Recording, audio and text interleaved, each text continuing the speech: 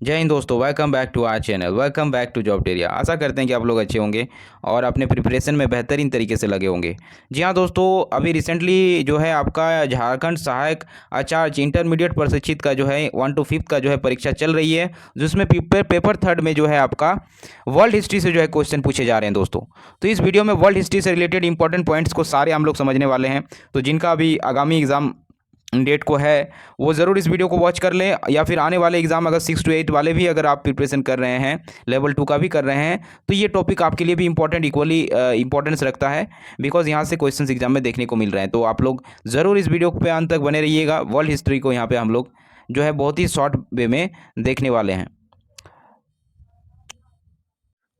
यहाँ पे अगर बात करें वर्ल्ड हिस्ट्री में, तो इंग्लैंड के गौरवपूर्ण क्रांति की अगर बात करें, तो इंग्लैंड में वर्ष 1603 से स्टुअर्ट राजवंश का शासन प्रारंभ हुआ था।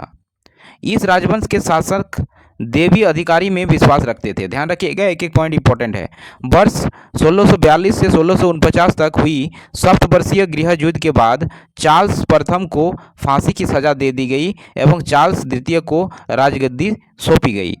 चार्ल्स द्वितीय भी निरंकुश शासक निकला, जिससे जनता उसके विरुद्ध होने लगी। चार्ल्स द्वितीय की मृत्यु के बाद जेम्स द्वितीय शासक बना। जेम्स द्वितीय की निरंकुशता और अत्याचारों के फलस्वरूप 1688 ईस्वी में रक्तहीन क्रांति हुई। ध्यान रखिएगा, रक्तहीन क्रांति कब हुई? 1688 में होती है। और बिना किसी खून खराबे के जनता अपने उद्देश्य को पूरा करने में जो है यहाँ पे सफल रही, इसलिए यह रक्तहीन क्रांति को गौरवपूर्ण क्रांति की संज्ञा दी गई। और गौरवपूर्ण क्रांति के बाद इंग्लैंड में संसद की सर्वोच्चता स्थापित हुई। तो ये थी आपकी इंग्लैंड की क्रांति। एक एक पॉइंट इंपॉर्टेंट है, ध्यान दीजिएगा। यहाँ पूछ सकता है कि जो है इंग्लैंड के जो राजवंश का प्रथम शासन जो हुआ था वो कब प्रारंभ हुआ था, तो आपका आंसर होना चाहिए 1603 ईस्वी में जो है इसका हुआ था। और वहीं पूछ लेगा कि सप्तवर्षीय गृह युद्ध के बाद चार्ल्स प्रथम को फांसी की सज़ा दे दी गई थी, तो ये वर्ष कब से कब तक थी, तो ये भी पूछा जा सकता है। साथ ही साथ पूछा जा सकता है कि आपका चार्ल्स प्रथम को जो फांसी की सज़ा देने के बाद किन्हें जो है राजगद्दी सौंपी गई थी, तो ये भी पूछा जा सकता है। तो ये सारे जितने भी एक एक पॉइंट है, एक एक लाइन आप अच्छे से ध्यान रखिएगा। औद्योगिक क्रांति आपका फिर आता है। तो औद्योगिक क्रांति में उत्पाद के क्षेत्रों में मशीनों और वाष्प की शक्ति के प्रयोग से जो व्यापक परिवर्तन हुए, इन परिवर्तनों के फलस्वरूप लोगों के जीवन पद्धति एवं उनके विचारों में जो मौलिक परिवर्तन हुए, उसे ही इतिहास में औद्योगिक क्रांति कहा गया। और अगर देखेंगे औद्योगिक क्रांति की जो शुरुआत होती है, क्वेश्चन ये पूछ सकता है औद्योगिक क्रांति की शुरुआत कहाँ से होती है, तो इंग्लैंड से हुई है, क्योंकि अधिक उपनिवेशकों के कारण उनके पास कच्चे माल एवं पूंजी की अधिकता थी। और औद्योगिक क्रांति की शुरुआत और उसे आगे बढ़ाने में विभिन्न वैज्ञानिक आविष्कारों का विशेष योगदान था। ये भी ध्यान रखिएगा। फ्रांस, जर्मनी, बेल्जियम आदि देशों में मशीनों के प्रयोग से औद्योगिक क्रांति की शुरुआत 1815 ईस्वी में हुई। तो इस लाइन को भी ध्यान रखिएगा। मशीनों के प्रयोग से औद्योगिक क्रांति की शुरुआत कब होती है, तो 1815 ईस्वी में होती है। वहीं अगर पूछ ले औद्योगिक क्रांति की शुरुआत कहाँ से हुई, तो इंग्लैंड से हुई, याद रखिएगा। एशिया के देशों में जापान में आधुनिक उद्योगों का विकास जो है सर्वप्रथम हुआ। फ्रांस की क्रांति काफ़ी इंपॉर्टेंट हो जाती है दोस्तों। तो फ्रांस की क्रांति की अगर बात करें, तो फ्रांस की राज क्रांति लुई 16वें के शासनकाल में 1789 ईस्वी में हुई, यानी 1789 ईस्वी में हुई। ध्यान रखिएगा, फ्रांस की क्रांति जो है लुई 16वें के शासनकाल से होती है। और स्वतंत्रता, समानता और बंधुत्व का नारा फ्रांस की राज क्रांति की देन है। जो हम लोग स्वतंत्रता, समानता और बंधुत्व की नारे लगाते हैं, ये जो है फ्रांस के राज क्रांति की ही देन है। 14 जुलाई 1789 ईस्वी को क्रांतिकारियों ने बास्तिल के कारागृह के मुख्य द्वार को तोड़कर बंदियों को मुक्त कर दिया था। तब से 14 जुलाई को फ्रांस में राष्ट्रीय दिवस के रूप में मनाया जाता है। तो राष्ट्रीय दिवस फ्रांस का कब मनाया जाता है, तो 14 जुलाई को मनाया जाता है। ये पॉइंट ध्यान रखिएगा। फ्रांसीसी क्रांति में वाल्टेयर, मार्केस्क्यू और रूसो जैसे दार्शनिकों का महत्वपूर्ण योगदान रहा है। इनके नाम याद रखिएगा।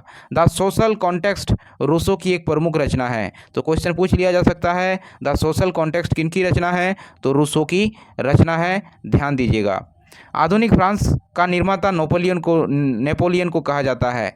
तो पूछा जा सकता है क्वेश्चन इस प्रकार कि आधुनिक फ्रांस का निर्माता किसे कहा जाता है, तो नेपोलियन को कहा जाता है, ध्यान रखिएगा। साथ ही साथ नेपोलियन का जन्म जो है 1769 ईस्वी में क्रेसिको द्वीप की राजधानी अजासियो में हुआ था। तो क्रेसिको द्वीप की राजधानी अजासियो में हुआ था। किसकी जन्म? नेपोलियन का जन्म हुआ था। कब हुआ था? 1769 को हुआ था। साथ ही साथ नेपोलियन 1799 ईस्वी में प्रथम कार्सल बना और 1802 में जीवन भर के लिए कार्सल बन गया। ये भी ध्यान रखिएगा। 1804 में नेपोलियन ने खुद को फ्रांस का सम्राट घोषित किया। तो क्वेश्चन पूछ सकता है कि फ्रांस का सम्राट जो नेपोलियन थे उन्होंने अपने खुद को सम्राट कब घोषित किया? तो 1804 ईस्वी में घोषित किया।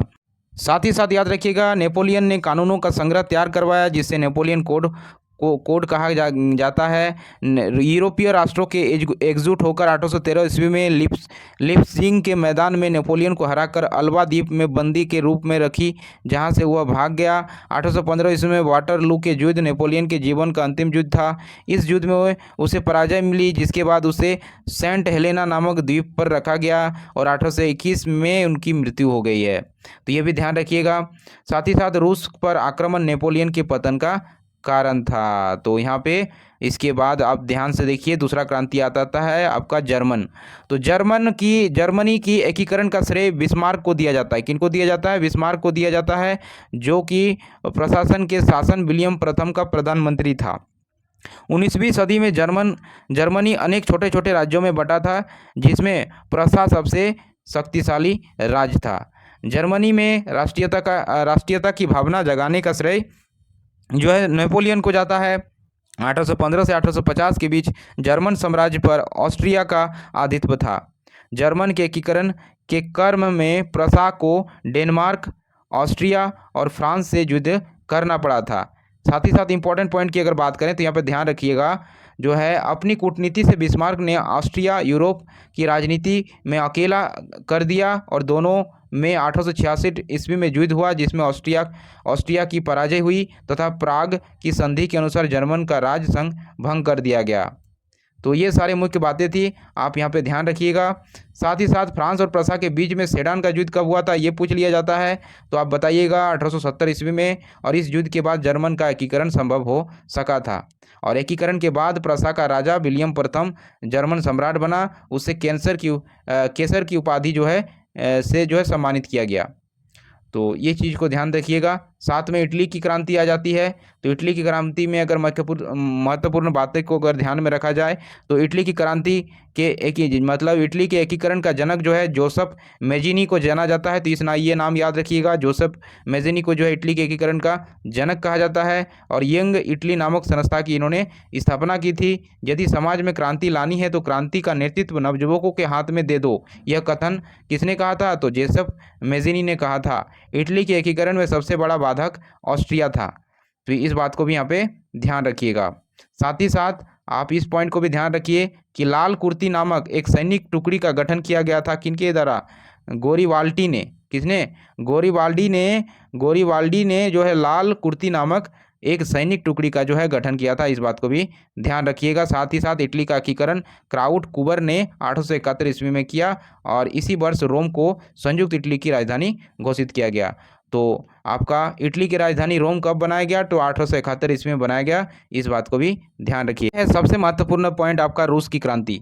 रूस की क्रांति 1917 ईस्वी में होती है, ध्यान रखिएगा। इसका नेतृत्व जो है लेनिन ने किया था। तो सबसे पहला क्वेश्चन, रूस की क्रांति कब शुरू हुई? तो 1917 ईस्वी में हुई। किसके नेतृत्व में हुई? तो लेनिन के नेतृत्व में होती है। रूस के शासन को जार कहा जाता था और क्रांति के समय रोमनोव वंश का निकोलस द्वितीय जो था रूस का जार था। इस क्रांति का तत्कालिक कारण प्रथम विश्व युद्ध में रूस का पराजय थी। ध्यान रखिएगा। 7 मार्च 1917 को रूस की क्रांति का प्रथम विस्फोट हुआ। विद्रोहियों ने रोटी रोटी का नारा लगाते हुए सड़कों पर प्रदर्शन करना शुरू कर दिया। जार की सेना ने विद्रोहियों पर गोली चलाने से इनकार कर दिया। अंततः 15 मार्च 1917 को जार निकोलस द्वितीय ने गद्दी त्याग दी। उसके बाद क्या होता है? उसके बाद 16 अप्रैल 1917 को लेनिन ने रूस की क्रांतियों की योजना प्रकाशित की, जिसे अप्रैल थेमिस कहा जाता है। तो इस बात को भी ध्यान रखिएगा। साथ ही साथ अगर बात करें तो आपका बेल्शेविक का अर्थ क्या होता है, तो बेल्शेविक का अर्थ होता है बहुमत वाला दल, इसका नेता लेनिन था। इस क्रांति के फलस्वरूप रूस में साम्यवादी शासन का पहला प्रयोग हुआ। रूस की क्रांति में कार्ल मार्क्स की विचारधारा का खासा प्रभाव था। इस बात को भी ध्यान दीजिएगा, पूछ लिया जाता है कि रूस की क्रांति में किनके विचारधारा पर जो है गहरा प्रभाव था, तो वो कार्ल मार्क्स का जो है विचारधारा पर गहरा प्रभाव था। कार्ल मार्क्स ने दास कैपिटल एवं कम्युनिस्ट मैनिफेस्टो नामक पुस्तक लिखी। तो कौन सी पुस्तक लिखी इन्होंने? Das Kapital and communist manifesto, ये किताब इन्होंने लिखी। किसने लिखी? कार्ल मार्क्स ने लिखी थी। मार्क्स ने नारा दिया था, क्या दिया था? तो विश्व के मजदूरों एक हो, विश्व के मजदूरों एक हो का नारा इन्होंने दिया था। 1921 में लेनिन ने रूस में नई आर्थिक नीति लागू की। आधुनिक रूस का निर्माता स्टालिन को माना जाता है। इस बात को भी ध्यान दीजिएगा कि आधुनिक रूस का निर्माता किन्हें कहा जाता है, तो स्टालिन को कहा जाता है। Very important. साथ ही साथ प्रथम विश्व युद्ध, यहाँ से क्वेश्चन आपके डेफिनेटली बनेंगे। तो प्रथम विश्व युद्ध की शुरुआत 28 जुलाई 1914 में हुई और इस तत्कालीन कारण ऑस्ट्रिया के राजकुमार फ्रेडिनेट की बोस्निया की राजधानी में इसकी हत्या कर दी गई। यह युद्ध 4 वर्षों अर्थात 1918 तक चला, जिसमें 37 देशों ने भाग लिया। तो क्वेश्चन पूछ सकता है प्रथम विश्व युद्ध की शुरुआत कब होती है, तो 28 जुलाई 1914 को, और कब तक चलती है? 4 साल तक चलती है, यानी 2018 तक चलती है, जिसमें कितने देश ने भाग लिया? तो 37 देशों ने भाग लिया था। प्रथम विश्व युद्ध में संपूर्ण विश्व 2 भागों में बंट गया था। एक था मित्र राष्ट्र, दूसरा था धुरी राष्ट्र। धुरी राष्ट्रों का नेतृत्व जर्मनी कर रहा था, जिसमें शामिल अन्य देश थे ऑस्ट्रिया, हंगरी, तुर्की, इटली, ये सारे कंट्री थे। वहीं मित्र राष्ट्रों में इंग्लैंड, फ्रांस, रूस, जापान और संयुक्त राज्य अमेरिका जैसे देश शामिल थे। उसके बाद इटली के बाद धुरी राष्ट्रों में अलग होकर मित्र राष्ट्रों की तरफ जा मिला। रूसी क्रांति के बाद रूस भी युद्ध से अलग हो गया। फिर क्या होता है कि यहाँ पे आपका जो है संयुक्त राज्य अमेरिका प्रारंभ में तटस्थ था, लेकिन जर्मनी द्वारा अपने जहाज़ों को डुबोने के कारण वह भी मित्र राष्ट्रों की तरह से युद्ध में शामिल हो जाता है। और प्रथम युद्ध की समाप्ति कब होती है? तो 11 नवंबर 1918 को हुई। 18 जून 1919 में को पेरिस में शांति सम्मेलन का आयोजन किया गया, जिसमें 27 देशों ने जो है देशों के नेताओं ने भाग लिया। तो ध्यान दीजिएगा, आपका यहाँ पे शांति सम्मेलन कब हुआ था? तो पेरिस में जो हुआ था, तो 18 जून 1919 को हुआ था। महत्वपूर्ण क्वेश्चन यहाँ से बन जाता है कि राष्ट्र संघ की स्थापना कब होती है? तो यूएन की स्थापना जो होती है 1920 में होती है। इस बात को भी ध्यान रखिएगा, यहाँ से क्वेश्चन पूछ लिया जा सकता है। फिर आपका जो है यहाँ पे चीनी क्रांति आती है। तो चीनी क्रांति जो है आपका मंजू राजवंश के पतन 1911 में हुआ। उसके बाद सनयात सेन की क्रांति का नायक था, और उसके बाद मंचू वंश के शासन को समाप्त करने के लिए 1905 में सनयात सेन ने तुंगमेंग हुई दल की स्थापना हुई। 1911 ईस्वी में इसी चीनी क्रांति के बाद 1912 में समानतों और प्रतिक्रियावादी तत्वों के युआन सी काई नामक व्यक्ति को चीन का राष्ट्रपति बनाया गया। ध्यान रखिएगा। साथ ही साथ 1912 में ही सनयात सेन ने तुंगमोई हुई के नामक बदलकर जो है कुओमिंगतांग रखा। इस पार्टी का प्रमुख सिद्धांत राष्ट्रीयता, लोकतंत्र और समाजवाद थे। इस पॉइंट को भी ध्यान रखिएगा। साथ ही साथ यहाँ पे चीनी क्रांति के महत्वपूर्ण योगदान के कारण डॉक्टर सनयात सेन को चीन का राष्ट्रपति बना दिया गया 1911 ईस्वी में। इस बात को भी ध्यान रखिएगा। फिर यहाँ पे तुर्की से रिलेटेड क्वेश्चन आता है। तुर्की को यूरोप का मरीज कहा जाता था। प्रथम विश्व युद्ध के बाद तुर्की के साथ भीषण अपमानजनक संधि सेब्र संधि 10 अगस्त 1920 को की गई, जिसमें मुस्तफ़ा कमाल पाशा ने मनाने का से इनकार कर दिया। साथ ही साथ मुस्तफ़ा कमाल पाशा को तुर्की का निर्माता कहा जाता है। ये भी ध्यान रखिएगा, पूछ लेगा तुर्की का निर्माता किसे कहा जाता है? तो मुस्तफ़ा कमाल पाशा को कहा जाता है। उसे आतातुर्क अर्थात तुर्क का पिता भी कहा जाता है।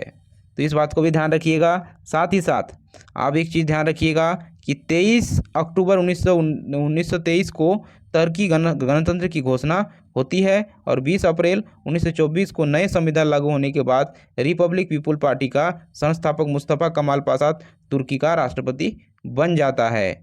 तो इस बात को भी ध्यान रखिएगा। फिर आता है जर्मनी में नाजीवाद का उदय।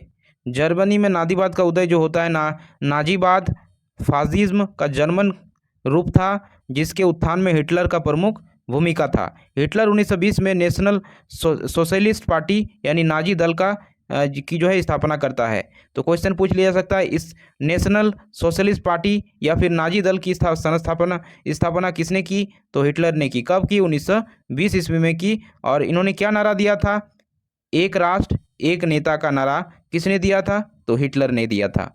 1933 ईस्वी में जर्मन का प्रधानमंत्री बनने के बाद हिटलर ने विस्तारवादी नीति का अनुसरण किया।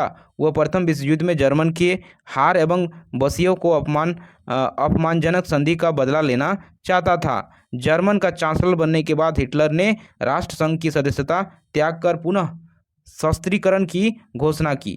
तो इस बात को भी ध्यान दीजिएगा। साथ ही साथ द्वितीय विश्व युद्ध में जर्मन की पराजय हुई, जिसके कारण हिटलर ने 1945 में आत्महत्या कर ली थी। ये भी ध्यान रखिएगा। कब की थी? 1945 में आत्महत्या कर ली थी। और 1923 में जब हिटलर को कारावास की सज़ा दी गई थी, तब वहीं रहते हुए उन्होंने मैन कैम्प, ये भी पुस्तक वेरी फेमस पुस्तक है, पूछ लिया जाता है, मैन कैम्प नामक पुस्तक लिखी थी। तो मैन कैम्प नामक पुस्तक किसके द्वारा लिखी गई थी? तो हिटलर के द्वारा लिखी गई थी। और उन्हें जो है 1923 में जो है कारावास की सज़ा सुनाई गई थी। और मैन कैम्प का अर्थ होता है मेरा संघर्ष। यह हिटलर की एक आत्मकथा है। तो हिटलर की आत्मकथा मैन कैम्प है। यहाँ से क्वेश्चन बहुत बार पूछा गया है, ध्यान रखिएगा। फिर आता है द्वितीय विश्व युद्ध। यहाँ से क्वेश्चन बनते हैं दोस्तों। तो द्वितीय विश्व युद्ध की शुरुआत 1 सितंबर 1939 को होती है और इसमें 61 देश भाग लिए थे। ध्यान दीजिएगा, 61 देश। वहीं प्रथम विश्व युद्ध में 37 देशों ने भाग लिया था। इस तत्कालीन कारण जर्मनी द्वारा पोलैंड पर आक्रमण था, यह मुख्य कारण था। यह युद्ध 6 वर्षों तक चला। कब तक चला? 6 वर्षों तक। वहीं प्रथम विश्व युद्ध 4 वर्षों तक चला था। 14 अगस्त 1945 को जापान के आत्मसमर्पण के बाद यह युद्ध समाप्त हो जाता है। इस युद्ध में एक और सोवियत रूस, इंग्लैंड, फ्रांस, अमेरिका, चीन तथा अन्य राष्ट्र थे जिन्हें मित्र राष्ट्र कहा जाता था, और दूसरी ओर जर्मनी, जापान, इटली थे जिन्हें धुरी राष्ट्र कहा जाता था। संयुक्त राज्य अमेरिका प्रारंभ में इस युद्ध का तटस्थ था, लेकिन जापान द्वारा 7 दिसंबर 1941 को पर्ल हार्बर पर आक्रमण किए जाने के बाद वह मित्र राष्ट्रों की तरफ से युद्ध करने लगा। द्वितीय विश्व युद्ध के समय इंग्लैंड के प्रधानमंत्री कौन थे? ये पूछ लिया जाता है, वेरी फेमस क्वेश्चन है। तो विंस्टन चर्चिल जो थे उस समय इंग्लैंड के प्रधानमंत्री थे सेकेंड वर्ल्ड वॉर के समय। अमेरिका के राष्ट्रपति उस समय कौन थे? फ्रैंकलिन रूजवेल्ट थे। इस बात को भी ध्यान रखिएगा, यहाँ से डायरेक्टली क्वेश्चन पूछ लिया जाता है। 6 अगस्त 1945 को अमेरिका ने जापान के हिरोशिमा पर, ध्यान दीजिएगा, ये डेट ध्यान दीजिएगा, यहाँ से क्वेश्चन देखने को मिलता है। 6 अगस्त 1945 को अमेरिका ने जापान के हिरोशिमा पर फैटमैन नामक परमाणु बम, एवं 3 दिन बाद 9 अगस्त को नागासाकी पर लिटिल बॉय नामक जो है एटम बम जो है फेंका था। तो इस बात को ध्यान दीजिएगा डेट के साथ। इस युद्ध के विध्वंस परिणामों को देखते हुए विश्व में शांति स्थापना हेतु अंतर्राष्ट्रीय संस्था की आवश्यकता महसूस हुई। अतः 24 अक्टूबर 1945 में संयुक्त राष्ट्र संघ की स्थापना हो जाती है। तो संयुक्त राष्ट्र संघ की स्थापना कब होती है? तो ध्यान रखिएगा, 24 अक्टूबर 1945 को होती है। ये शांति बनाए रखने के लिए विश्व में इसकी जो है इस संघ की स्थापना होती है। तो डायरेक्टली क्वेश्चन पूछ लिया जाता है कि संयुक्त राष्ट्र संघ की स्थापना कब हुई? तो 24 अक्टूबर 1945 को होती है। तो ये था दोस्तों वर्ल्ड हिस्ट्री से संबंधित इंपॉर्टेंट पॉइंट। आशा करता हूँ वीडियो आपके लिए हेल्पफुल रही होगी। तो एक लाइक ज़रूर कीजिएगा। Thanks for watching.